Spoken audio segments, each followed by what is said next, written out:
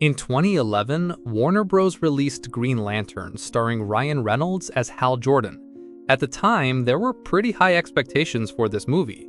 Green Lantern was one of DC's biggest characters. Ryan Reynolds was a rising star, and the movie had a massive budget behind it. Warner Bros. Also saw the film as the start of something much bigger.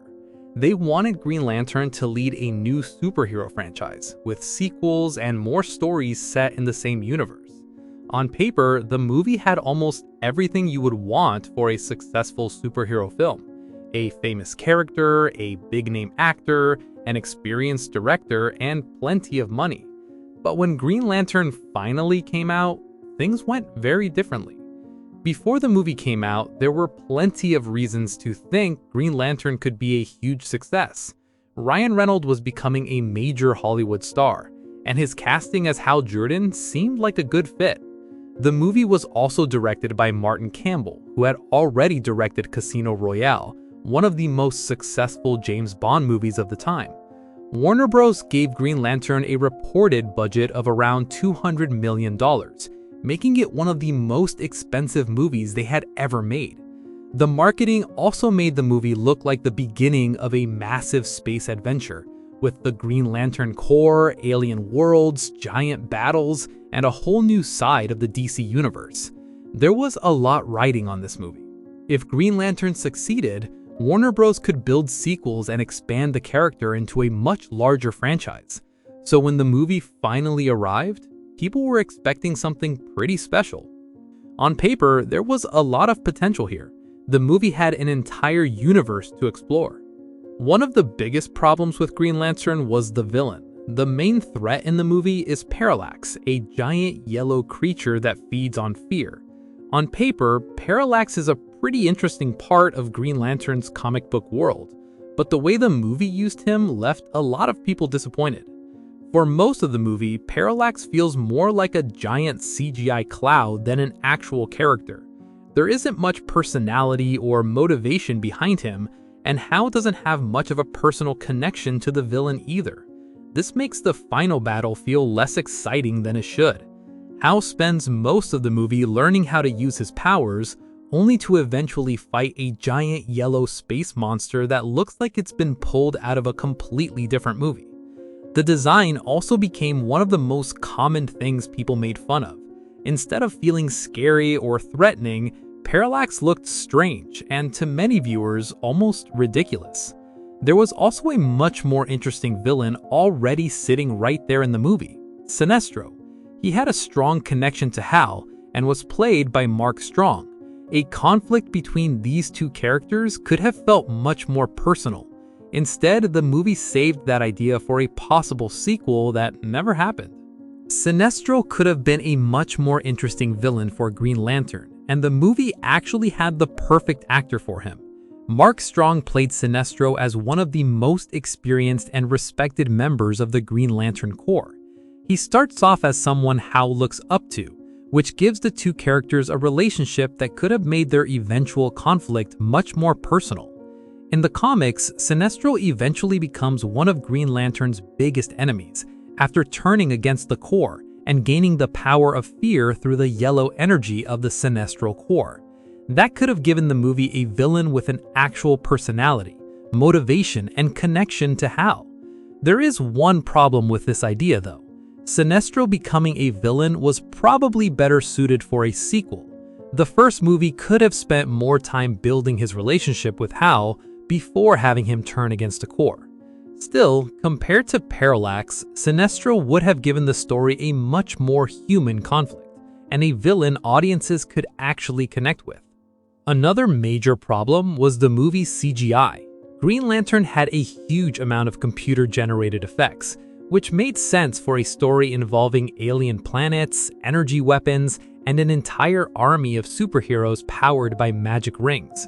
The problem was that a lot of the effects didn't look very convincing. The biggest example was Hal's Green Lantern suit. Instead of wearing a physical costume, Ryan Reynolds was covered in a completely digital suit that was added during post-production. The idea was supposed to make the suit feel like a living part of the ring's power, but many people thought it looked fake and distracting. The same problem showed up with some of the movie's other effects, especially Parallax and several of the alien characters. For a movie that reportedly cost around $200 million, viewers expected the effects to look much better. The CGI also became part of the movie's reputation years later. Even people who haven't watched Green Lantern often recognize the digital suit as one of the most mocked superhero costumes. Parallax and the CGI were easy things to point at, but Green Lantern had problems that went much deeper than its visuals. The biggest issue was probably the story itself. The movie tries to introduce Hal Jordan, explain the Green Lantern Corps, introduce multiple alien characters, set up Parallax, and give Hal a romance with Carol Ferris, all in one movie. Because of that, a lot of these ideas never get enough time to develop. Hal also doesn't spend enough time actually learning what it means to be a Green Lantern. The Corps is arguably the most interesting part of the entire story, yet we barely get to see what these characters are capable of. The tone was another problem. At times, the movie feels like a serious space adventure. Then it suddenly switches to comedy or a cheesy romantic scene. Ryan Reynolds is naturally funny, but some viewers felt the jokes made it harder to take the story seriously. The pacing also didn't help. Important parts of the story move very quickly, while other scenes feel like they're taking their time. By the end, Green Lantern feels like a movie trying to set up a much bigger universe before giving the first movie enough time to stand on its own. When Green Lantern was released, the reaction from critics was pretty brutal. The movie currently sits at around 25% on Rotten Tomatoes from critics, while its audience score is much higher at around 45%. On IMDb, it sits around 5.5 out of 10. So while audiences didn't exactly love the movie, the reaction wasn't quite as extreme as the critic reviews. Critics mainly complained about the weak story, uneven tone, CGI, and the lack of a convincing villain. Some viewers were more forgiving and enjoyed Ryan Reynolds, the action, and the basic idea of the Green Lantern universe. Still, the overall reaction was clearly negative. Green Lantern became one of those superhero movies that people remembered more for what went wrong than what it got right, and that negative word of mouth became a serious problem for Warner Bros. As the movie tried to find an audience. Financially, the story of Green Lantern is a little more complicated than simply saying the movie lost $100 million. The film had a production budget of around $200 million, with marketing and other costs pushing the total amount Warner Bros. Had invested even higher. Green Lantern eventually made around $220 million worldwide. At first, that might sound like the movie made its money back, but box office revenue doesn't all go directly to the studio. Theaters keep a significant portion of ticket sales, meaning Warner Bros. Received much less than the movie's worldwide gross.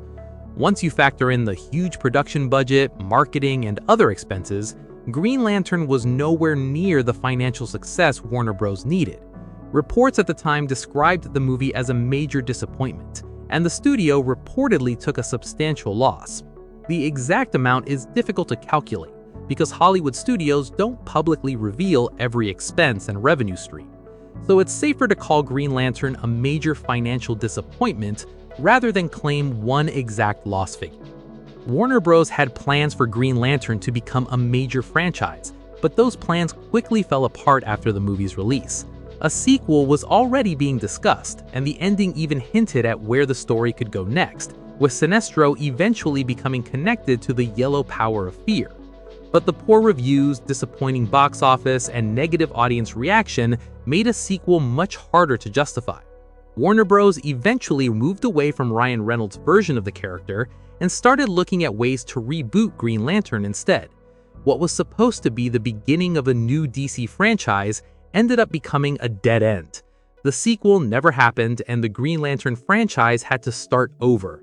The strangest part of Green Lantern's story might be what happened to Ryan Reynolds afterward. Years later, Reynolds became one of the biggest stars in superhero movies with Deadpool, a character that gave him the freedom to lean into his comedy and personality. And he never really let people forget about Green Lantern.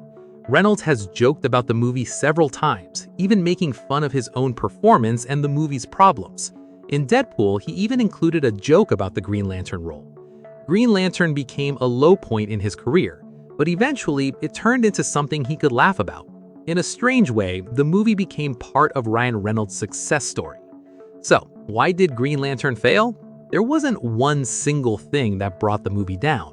Parallax was a weak villain, the CGI became a major problem, and the story tried to introduce too many things without giving them enough time to develop. The movie also struggled with its tone, pacing, and characters, and that's what makes Green Lantern such an interesting failure. The movie had a huge budget, a famous character, a talented cast, and a director with a strong track record. On paper, it should have worked, but all of those pieces failed to come together. Instead of launching DC's next big franchise, Green Lantern became one of the most infamous superhero movies of its time.